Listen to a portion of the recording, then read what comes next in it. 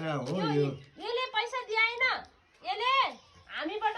हामीसँग गाडी चलाएको पसल चलाएको पैसा लगेर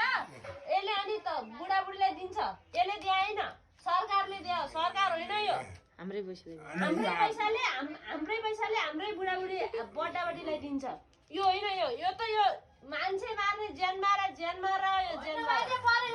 कार्यक्रम छ घण्टा गराउनु यो चोर हो यो हेर्नु अनि यो फेरि यो अलि अब राम्रो मान्छे आयो त राम्रै हो तर यो चोर हो चोर हुन् के चोर हो नि त योचोटि नयाँले अब हाल्नु विचार गर्नु पर्यो युवाहरू आमा नयाँ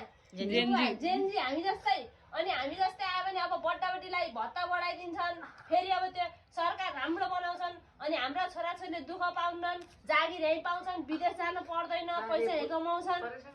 है हो यो गर्नु